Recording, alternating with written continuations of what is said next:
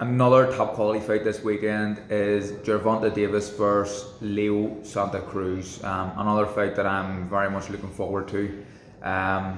Again, another very intriguing fight. Leo Santa Cruz, an ex-opponent of mine. Gervonta Davis, a quality fighter. Pound for pound, one of the hardest punchers in world boxing. Very explosive. And he's an exciting fighter, very exciting.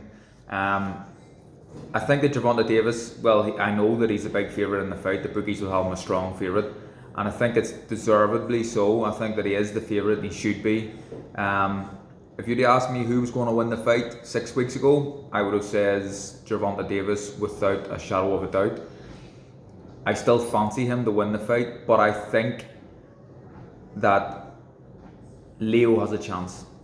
I haven't ruled him out completely. I think, and especially if the fight goes on longer, the more of a chance that he has. Now, I fought Leo Santa Cruz twice. First fight I won, second fight I lost. His power never really affected me in the fight in the slightest.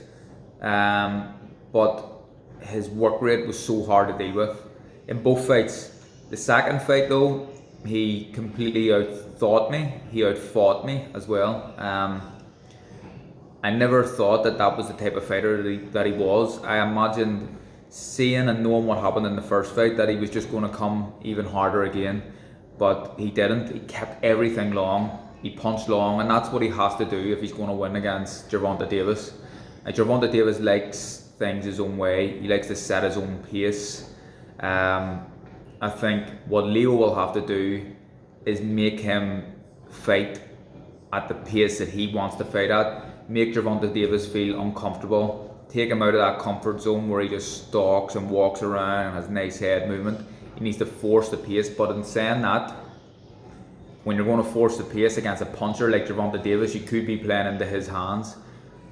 I think that Leo will have to be very brave in this fight, and no doubt that he is a brave fighter.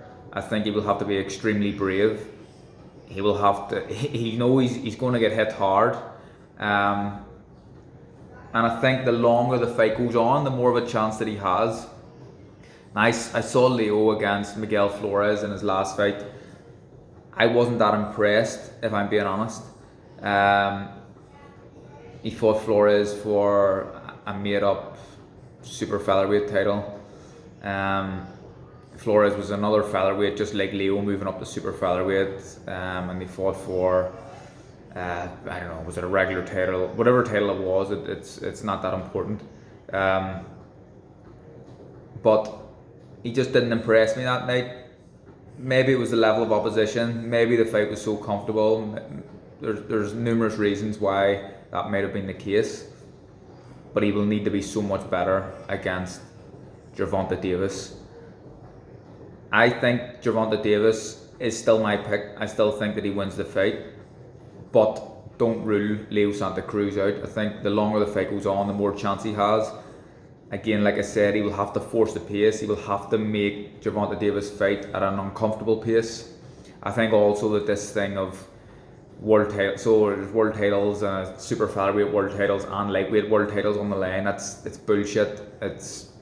I don't really understand it. I don't know how they're getting away with it. It's almost like an insurance policy for Gervonta Davis to potentially miss the super featherweight limit and still have a title on the line. Who knows? That may be the case. We all know he has struggles with the super featherweight, or making super featherweight, but that's another thing that could play into Leo Santa Cruz's hands. He doesn't have struggles, he doesn't have weight making issues, and if he's going to fight at a high pace and keep things long, then that improves his chances. In saying that, my pick is Gervonta Davis on points, not by stoppage. I think it'll be a good fight, and I'm looking forward to it, but my pick and my prediction is Gervonta Davis to win on points.